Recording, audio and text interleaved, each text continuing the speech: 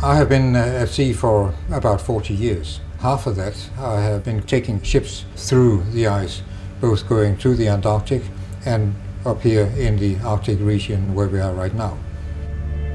In the time I spent in the Arctic, I have observed reduction in the area of sea ice.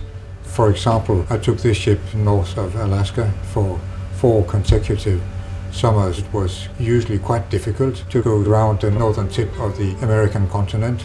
Now new navigational routes are opening. That is a significant difference that you can observe on the spot. With the data the scientists are able to extract from the ice, we're able to put that all together to get a complete model of what's going on out here. We usually use 3D laser scanning in cities such as London to understand and record our surroundings.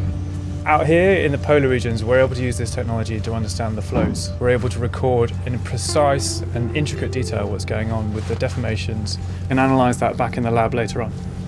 The primary way that sea ice is changing is in its extent, also its thickness. And we have observations throughout the entire satellite record going back to the 1970s, and we've observed that the ice is declining by about 10% in extent per decade.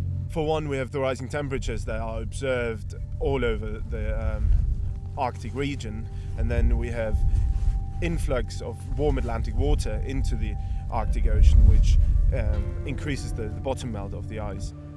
Sea ice is their habitat, and once they start disappearing completely for one summer, these incredible creatures which live perfectly well here are at risk. This Arctic sea ice is of vital importance, not just to the polar bears and other creatures that only live here, but to the people living right around the world. And that's because the sea ice acts like the world's air conditioner, reflecting sunlight back out to space and keeping the global climate stable. But scientists say that by 2030, the sea ice could be gone completely in the summertime due to climate change, and the only way we can try to protect the Arctic and stop climate change is by curbing our dependence on fossil fuels and moving to cleaner forms of energy.